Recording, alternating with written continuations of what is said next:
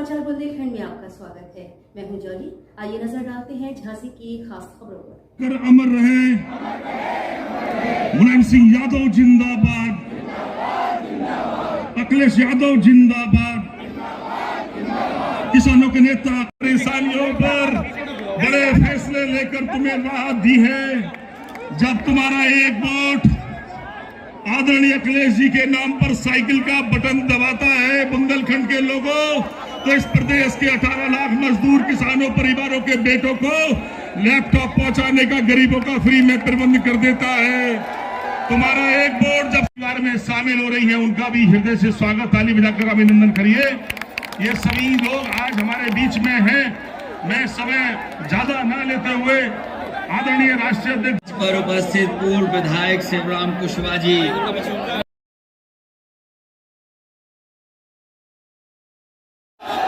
झांसी के समाजवादी पार्टी के प्रत्याशी सीताराम कुशवाहा जी, आपके बगल की विधानसभा मऊरानीपुर पूर्व एमएलसी तिलक चंद अग्रवाल जी, बबीना के समाजवादी पार्टी के प्रत्याशी नौजवान साथी यशपाल यादव जी, हाल में ही समाजवादी पार्टी में शामिल होने वाली श्रीमती वंदना पाठक जी, मंच पर उपस्थित प्रभा पाल जी, प्रमोद जी, सतीश जतारिया जी, अजय सूद साहब। मैं देख रहा हूं जब पिछली बार मैं आया था समाजवादी विजय रथ लेकर के, उस समय जो जोश और उत्साह दिखाई दिया था अभी कम नहीं हुआ है। और मुझे लगता है कि झांसी के लोग इस बार सभी सीटें जिता करके ही समाजवादी पार्टी को मतदान किए हैं। जो परिणाम पहले चरण में आने जा रहा है उससे बढ़कर के समाजवादी पार्टी के पक्ष में दूसरे चरण में मतदान होने जा रहा है। आज जिस क्षेत्र में मतदान हो रहा है, जिस क्षेत्र में आज वोट डाले जा रहे हैं, सहारनपुर से लेकर के मुरादाबाद, रामपुर, बदायूं, उस इलाके में लोगों ने 100% गठबंधन के पक्ष में मन बनाया है वोट डालने के लिए। हमेशा समाजवादियों का साथ दिया, लेकिन इधर जब से लोकसभा विधानसभा के चुनाव हुए हैं, जो समर्थन मिलना चाहिए था वो समर्थन नहीं मिला है।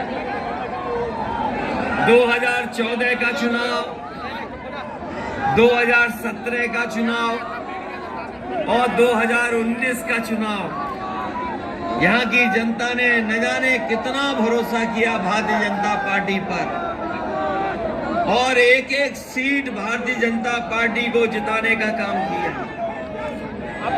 मैं आपसे जानना चाहता हूं, जितने लोग यहाँ पर हैं, बताओ 14 के चुनाव में बीजेपी जीती, 17 में जीती, 19 में भी जीत गई। बताओ बुंदेलखंड की जनता को मिला क्या है? बताओ ईमानदारी से बताओ, जितने सभा में लोग हैं, यहाँ की गरीब जनता ने भरपूर समर्थन दिया, लेकिन बताओ बुंदेलखंड को क्या मिला है?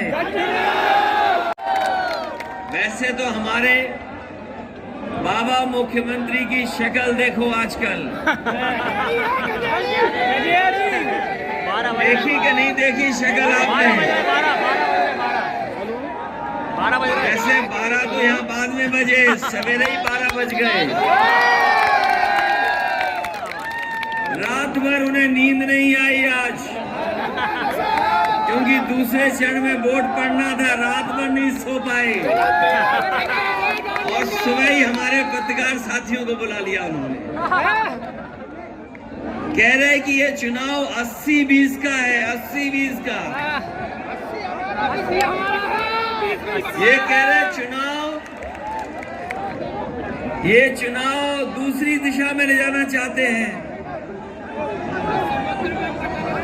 अगर बीजेपी के मुख्यमंत्री जी का अगर किसी ने सुना होगा आज का इंटरव्यू, उनकी शक्ल देख लेना, उनकी शक्ल पर 12 बज गए हैं।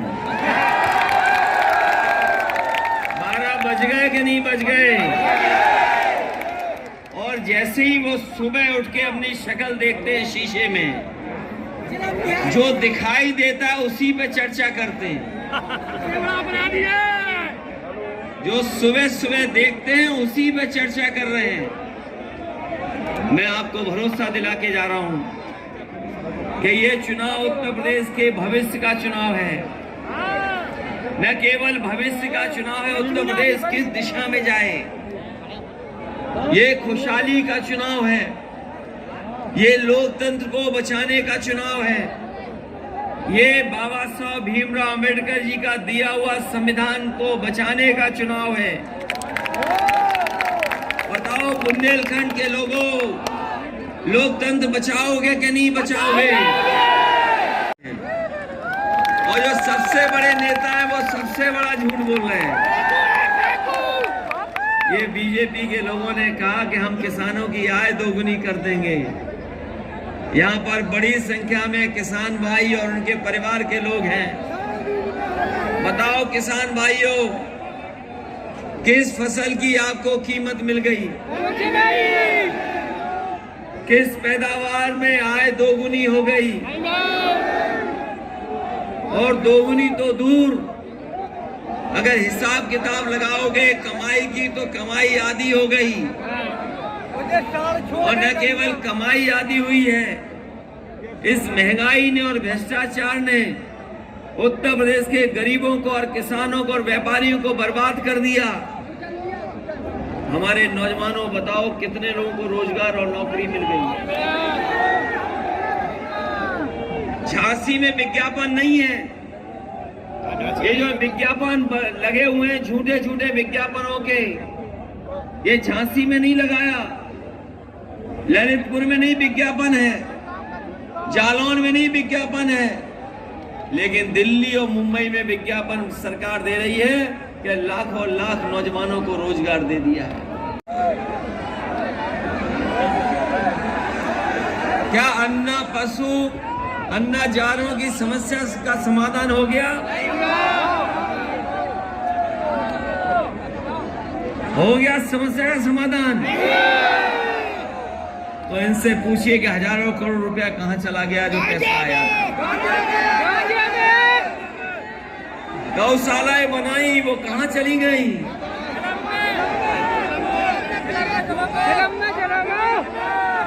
और एक्सीडेंट हो गए जानवरों से, सांडों से भी एक्सीडेंट हुए। रात भर किसानों को जगना पड़ा, हर खेत पे तार लगाने पड़ गए, फसल को बचा नहीं पाए। कहीं अगर नुकसान की भरपाई हो तो बता दो आप। कई दिनों मजदूर रुके रहे, उन्हें खाना नहीं दिया, पीने के लिए पानी नहीं दिया, और बेचारे नहा धो नहीं पाए। एक हफ्ता 10-10 दिन ऐसे ही पड़े रहे, लेकिन पुलिस लगा करके सीमा पर नहीं आने दिया। याद कीजिए वो समय जब ललितपुर में एक गर्भवती मां महाराष्ट्र से चल करके आई थी, और वो चलते चलते ललितपुर की सीमा पर आ गई। उसके बेटी पैदा हुई, 3-4 घंटे उसने इंतजार किया कि शायद सरकार मदद करेगी, लेकिन उस परिवार की कोई मदद नहीं की। उसे 3-4 घंटे के बाद खुद अपने चल करके घर जाना पड़ा। वो घर पहुंच गई, लेकिन इस सरकार ने मदद नहीं की। मैं आपसे कहना चाहता हूं, अगर समाजवादी सरकार होती तो चाहे हमें जिलाधिकारी की गाड़ी छीन करके उस गर्भवती मां को देनी पड़ती, हम लोग दे करके उसको घर में पहुंचाने का काम करते। न जाने कितने मजदूर भाई जो घर नहीं पहुंच पाए, उनकी जान चली गई। वो पैदल पैदल घर गए। याद है कि नहीं याद है? पैदल पैदल घर गए थे, मजदूर पैदल गया, कोई साधन सरकार ने नहीं दिया। कई लोगों की जान चली गई, किसी ने मदद नहीं की। अगर कोई मदद के लिए आगे आया तो वो समाजवादी लोग थे। उन परिवारों की 1-1 लाख रुपए से मदद करने का काम। आज बुंदेलखंड में सबसे ज्यादा किसान आत्महत्या कर रहा है।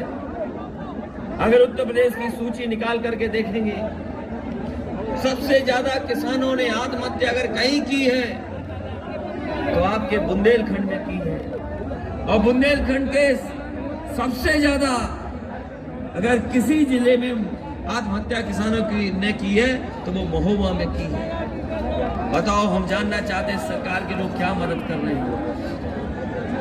अगर कोई मदद कर रहे हो तो बताइए आप।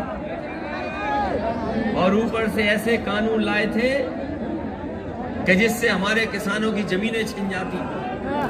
3 काले कानून लाए गए और वहां पर देश के किसानों ने धरना दिया, प्रदर्शन किया। 1-1 साल बैठे रहे वहां पर, कोई सुनवाई नहीं हुई और 700 से ज्यादा किसान शहीद हो गया। तब जाकर के सरकार ने वो तीनों कानून वापस लिए हैं। ये मत समझना कि 700 किसान शहीद हुए इसलिए कानून वापस लिए हैं।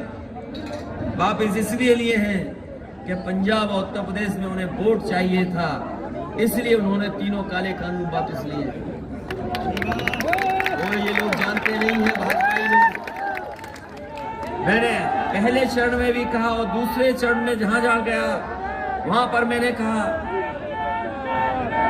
कि जिस तरीके से किसानों के ऊपर अन्याय किया, उत्पीड़न हुआ, उनके ऊपर मुकदमे लगे, कीलें लगाई गई, उनके ट्रैक्टर ट्रॉली नहीं चलने दिया, डीजल नहीं दिया और 700 के 750 के लगभग किसान शहीद हो गए।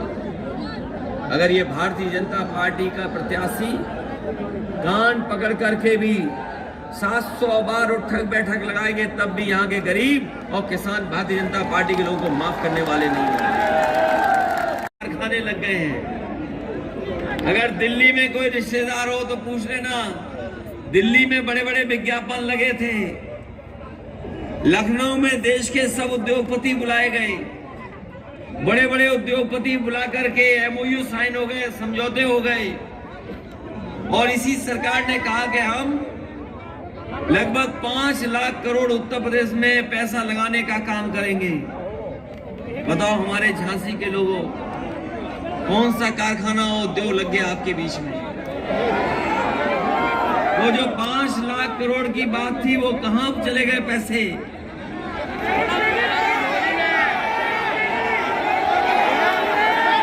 कहां चले गए? ये बात तो धुआं उड़ाने वाले ही बता सकते हैं।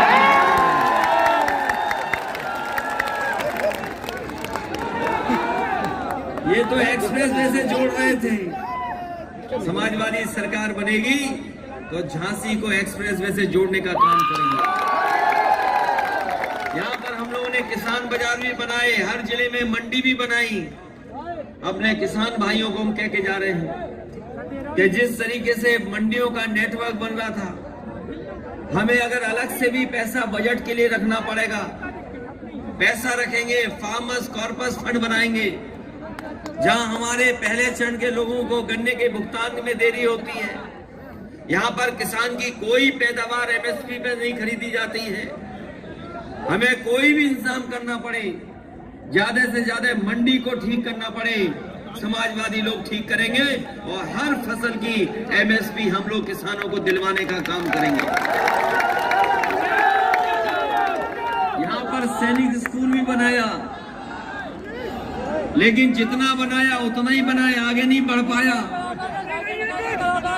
अगर सैनिक स्कूल की तरह ही उत्तर प्रदेश से सैनिक स्कूल हर जिले में बनाने पड़े तो समाजवादी सरकार में हर जिले में सैनिक स्कूल बना करके नौजवानों को अधिकारी और फोर्स में भेजने का काम करेंगे। पानी को लेकर के हमेशा समस्या रही है बुंदेलखंड में, ये हमारे समाजवादी लोग जानते होंगे। यहीं पर डैम बन रहा था, जितना काम समाजवादी सरकार में हुआ वही उतना ही हुआ, उसके आगे नहीं बढ़ पाया। जो डैमों का प्रधानमंत्री ने उद्घाटन भी किया वो भी समाजवादियों की सरकार का बना हुआ डैम था। हमें अलग से अगर कैनाल सिस्टम को और बेहतर करने के लिए कोई इंतजाम करना पड़ा तो हम समाजवादी लोग कर करके खेतों तक पानी पहुंचाने का काम करेंगे। इधर बुंदेलखंड में बहुत संभावनाएं हैं। जब मैं हमीरपुर आया था तब पत्रकार साथियों ने मुझसे बहुत सवाल पूछे थे। उनके जवाब में मैंने कहा कि आज सरसों का तेल आसमान छू रहा है। याद कीजिए 2014 में 2017 में जिन्होंने 750 से ज्यादा किसानों की जान ले ली हो, बताओ उन्हें माफ करोगे क्या? इसलिए हम आपसे विशेष निवेदन और अपील करने आए हैं। समाजवादी पार्टी का मैनिफेस्टो आपने पढ़ा होगा। समाजवादी पार्टी ने कहा है कि सरकार बनेगी तो 300 यूनिट फ्री बिजली मिलेगी, आपको पैसा न केवल 300 यूनिट फ्री बिजली होगी, हमारे किसानों की सिंचाई के लिए भी बिजली पूरी माफ होगी, सिंचाई माफ होगी, कोई पैसा नहीं देना पड़ेगा। गरीब किसान है जिसे ये सरकार खाद नहीं दे पाई, डीएपी नहीं दे पाई, बताओ डीएपी और खाद दे पाई सरकार के नहीं दे पाई। इसलिए समाजवादी लोगों ने कहा है कि अगर हमें किसानों को, गरीब किसानों को डीएपी और खाद देनी पड़ी तो सरकार की तरफ से उन्हें दिलवा करके फ्री देने का भी काम और इंतजाम समाजवादी सरकार ने। याद है कि नहीं याद है? 500 रुपए समाजवादी पेंशन दे रहे थे। यहाँ की माताएं बहनें जो गरीब हैं उनको 500 रुपए समाजवादी पेंशन मिल रही थी। और जिस समय सूखा पड़ा था उस समय समाजवादी पार्टी ने कहा कि 100% महिलाओं को हम लोग समाजवादी पेंशन से जोड़ने का काम करेंगे। पहले 500 रुपए दे रहे थे, इस बार समाजवादी पार्टी ने तय किया है कि 1.5 गुना 1500 रुपए महीना और 18,000 रुपया साल अगर देना पड़ेगा तो समाजवादी सरकार में माताओं बहनों को पेंशन देने का काम करेंगे। इधर स्वास्थ्य को लेकर के बहुत चिंता है। हमारे गरीब इलाज नहीं करा पा रहे, इलाज के लिए इंतजाम नहीं है, न दवाई है, न बिस्तर है, न अस्पताल है। जो एम्बुलेंस चल भी रही थी उसको बर्बाद कर दिया। इसलिए बुंदेलखंड में जहां झांसी में मेडिकल कॉलेज है, अगर उसको सुविधा देकर के पहले 500 बेड बनाया था, 500 बेड के और आगे भी ले जाना पड़ा, तो मेडिकल कॉलेज को ले जा करके और एम्बुलेंसों की संख्या दुगनी कर करके जिससे हमारे गरीबों का इलाज अस्पताल में हो जाए, इंतजाम करेगी समाजवादी पुलिस को लेकर के समाजवादी पार्टी ने बहुत सुधारने का काम किया। पहले याद कीजिए थानों में डीजल पेट्रोल नहीं मिलता था, कोई बजट नहीं था। ये 100 नंबर वाली गाड़ी जरूरत और मदद के लिए फोन करके गरीब पर पहुंच रही थी। इस सरकार ने केवल एक काम किया है, 100 नंबर का 112, 100 नंबर का 112। और जब से हमारे बाबा मुख्यमंत्री ने 112 किया है तब से पुलिस भी हमारी कबाड़ा हो गई।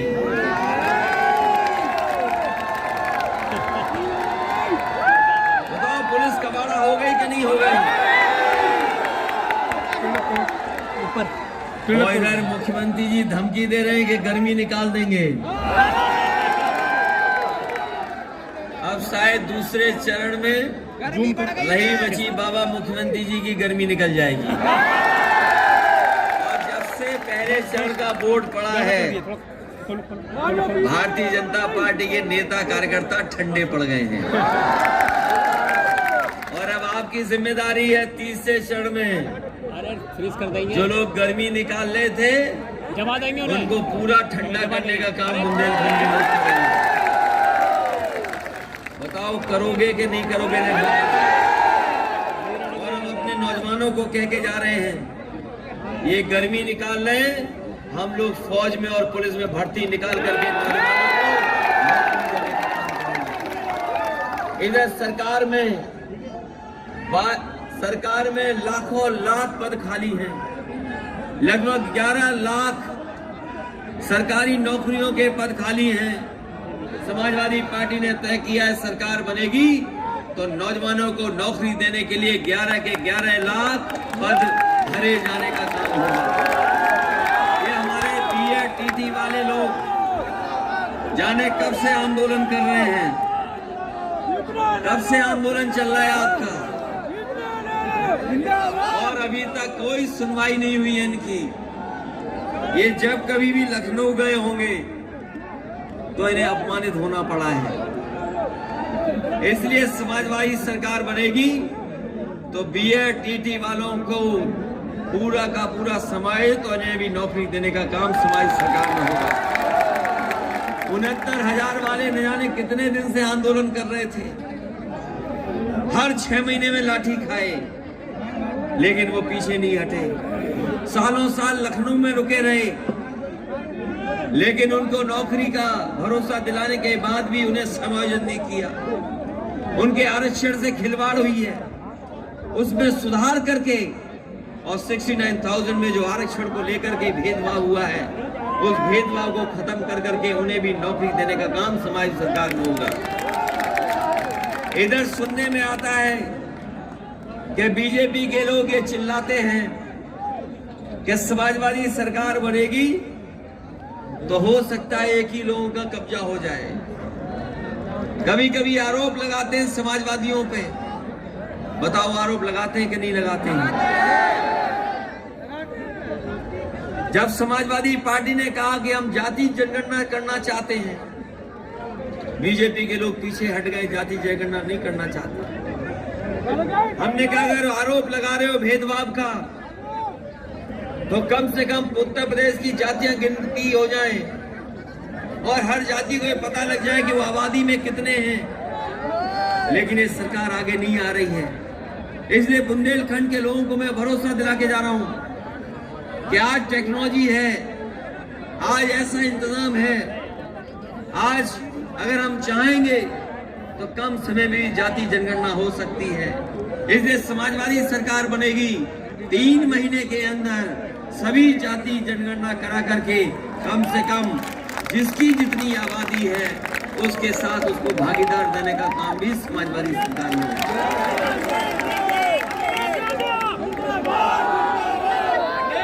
इधर बुंदेलखंड बहुत पीछे छूट गया है,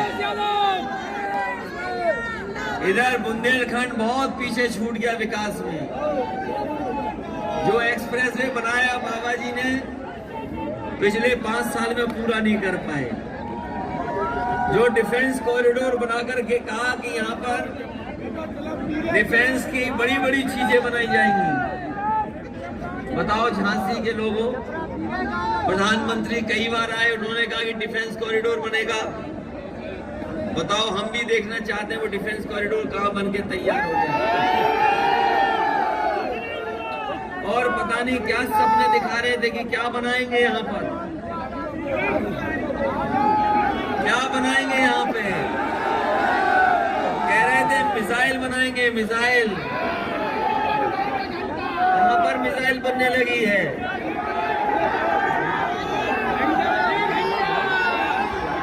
अगर कहीं मिसाइल बन रही हो तो बताओ हमें। जो बबीना कैंटोनमेंट है कहीं उसके आसपास तो नहीं बन रही?